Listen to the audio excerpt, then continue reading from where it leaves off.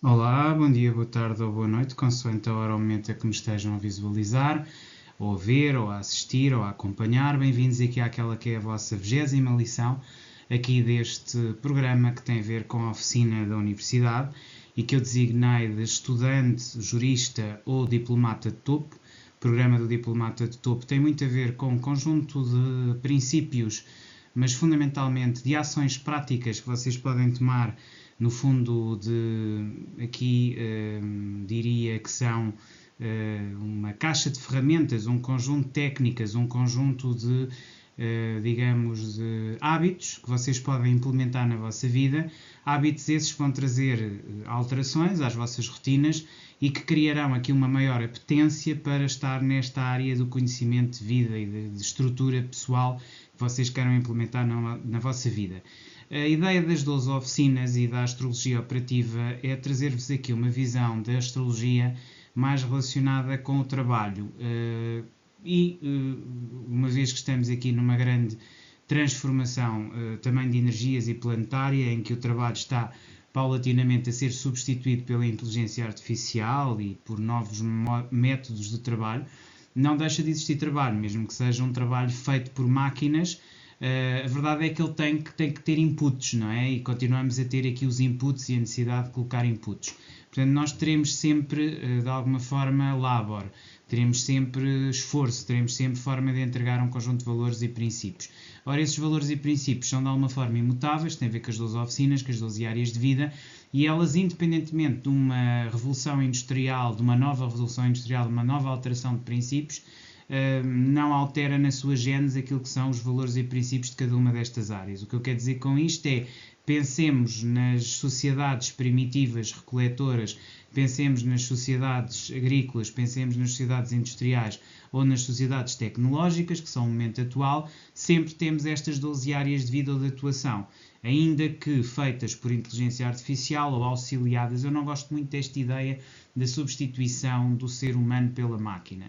Na verdade, o que nós temos é uma otimização daquilo que é o desempenho do indivíduo nas várias áreas pelo auxílio ou o apoio nas tarefas mais repetitivas e rotineiras pela máquina, mas a capacidade de operar a máquina e de colocar os inputs continua a existir. Se nós pensarmos no simples ChatGPT, que é talvez o motor de inteligência artificial mais conhecido e que as pessoas, digamos, menos experienciadas usam, também podíamos falar do Canvas, podíamos falar de uma série de outros, mas só pensando aqui na utilização do ChatGPT ou do Perplexity, aquilo que temos essencialmente é um conjunto de inputs que resultam, aliás, um conjunto de outputs que resultam de um input que acaba por ser, ao fim e ao cabo, aquilo que é o descritivo ou o pedido.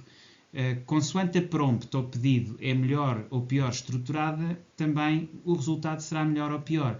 No fundo estamos perante, digamos, algo que resulta sempre de quem pergunta, não é? Ou seja, o expertise está em quem pergunta. É um bocadinho como a história da sopa da pedra. Verdadeiramente a pedra não está lá a fazer nada. O que está e o que interessa é verdadeiramente o saber compor, o ir buscar os vários elementos que formam depois a sopa. Portanto, é um bocadinho isso que acaba por ser o ChatGPT. Portanto, eu penso que esta ideia digamos, por um lado do tecnofeudalismo e por outro da algoritmocracia, também têm que ser vistas com o necessário distanciamento. Portanto, agir sem julgamentos, tratar todos com igualdade e respeitar todas as pessoas é aquilo que significa autenticidade no âmbito desta oficina. Não se trata de saber com quem se lida, mas de ser você mesmo com humildade, empatia e autenticidade. Portanto, que estes aspectos de humildade, empatia e autenticidade são absolutamente essenciais.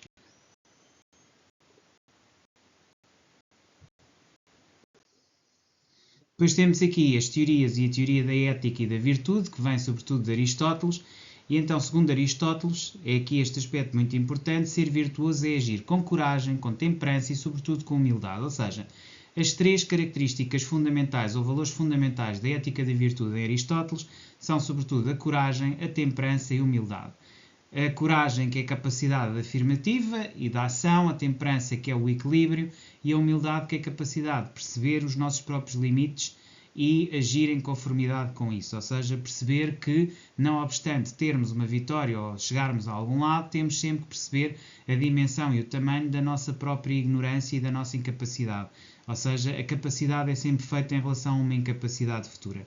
Cultivar estas virtudes não só nos torna íntegros, como respeitados em todas as interações humanas. Portanto, é aqui muito importante cultivar estas virtudes e agir segundo estas virtudes para ser virtuoso naquilo que seria a ética para Aristóteles. Então, desta teoria passamos para a inteligência emocional e respeito de Daniel Goleman, que é, digamos, o passo à frente. Portanto, passamos de uma inteligência meramente material, uma inteligência baseada num conjunto de pressupostos e domínio de doutrinas, para algo maior, que é a forma como reagimos aos acontecimentos e como controlamos os nossos próprios impulsos. Inteligência emocional e respeito têm a ver com isto. Saber aceitar críticas, rir de si mesmo, fortalece não só a autoconfiança, como promove o respeito mútuo. A empatia é, assim, o caminho para as relações que são mais autênticas e mais saudáveis.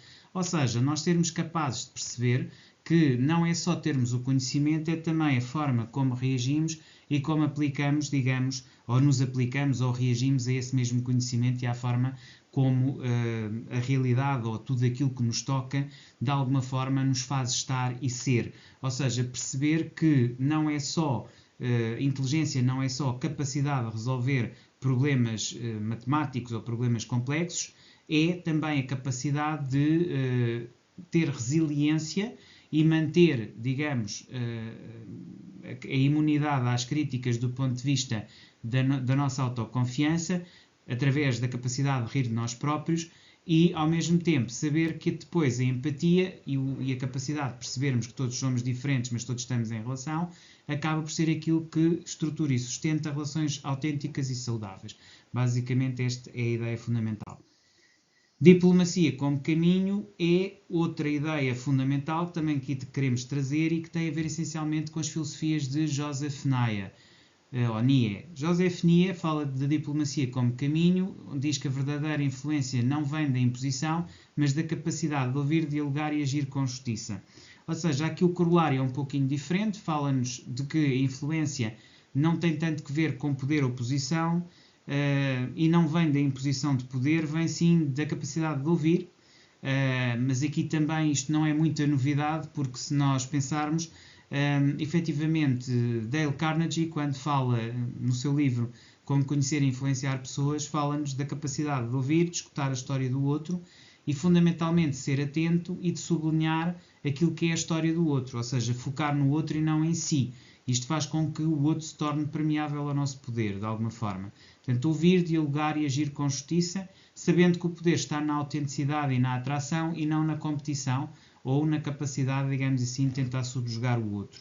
Portanto, este aspecto é muito importante e aqui é muito importante perceber que dialogar e agir com justiça vem de uma capacidade de ouvir e vem da autenticidade e da atração. Ok? Justiça distributiva de John Rawls também nos aparece aqui como um aspecto importante neste contexto, ou seja, John Rawls traz-nos muita ideia de tratar ricos e pobres da mesma forma, exercendo justiça com equidade. E aqui temos essencialmente a olhar para o ser humano ou para o indivíduo a partir não do que ele é, mas sim da forma como ele age quando estamos no sentido da justiça. O que nos leva à justiça também não como um cadastro, seja para ricos, seja para pobres, também não olhando aqui à diferença social, mas sim como experiência e aprendizado. Portanto, o respeito não depende de status, mas sim da dignidade humana. E todos têm igual dignidade, sejam ricos ou pobres. E esta dignidade também não é um estatuto alterável em termos definitivos. Ou seja, temos que perceber que mesmo aqueles que falham, falham durante um período de tempo.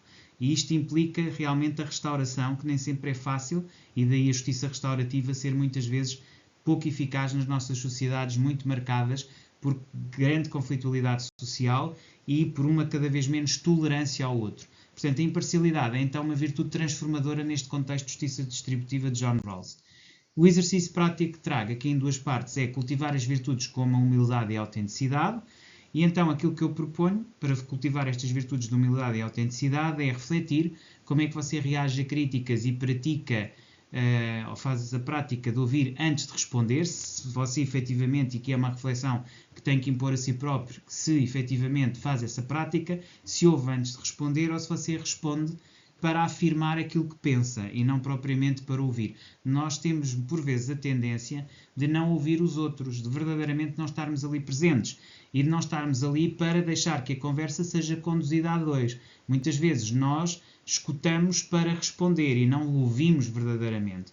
Portanto, é preciso escutar o outro, é preciso ter uma prática de audição ou de escuta na qual nós tenhamos a capacidade de aceitar o outro, de o acolher, de ter empatia. E então não estamos a ouvir para responder, estamos a ouvir para compreender, para empatizar. Portanto, avalie as suas reações emocionais com empatia e intenção.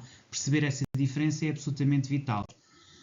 Depois temos aqui outro exercício, parte 3 e 4, que é praticar a diplomacia através da audição do outro, compreendendo qual é a sua posição, negociando sem julgamento, estando no fundo aberto e disposto ao outro e ao mesmo tempo expondo a nossa própria natureza e a nossa própria forma de ser e estar. Tratar todos com respeito e equidade, reconhecendo o seu valor, independentemente da sua origem e posição. Isto nem sempre acontece, ou seja, esta capacidade de tratar todos com respeito e equidade, reconhecendo valores recíprocos, independentemente de origem e posição, nós sabemos que na nossa sociedade dos dias de hoje é algo muito raro, ou seja, aquilo que muitas vezes acontece é estarmos a qualificar o outro pelo valor económico e pela capacidade de acumulação que tem, quando, na verdade, devíamos olhar para o outro para a sua capacidade de inovação e construção social, ou então olhar para o outro com a mesma dignidade, quer tenha ou não acumulação, quer tenha ou não criatividade. E, portanto, isso é importante, praticar essa diplomacia, ouvir, compreender e negociar sem qualquer julgamento.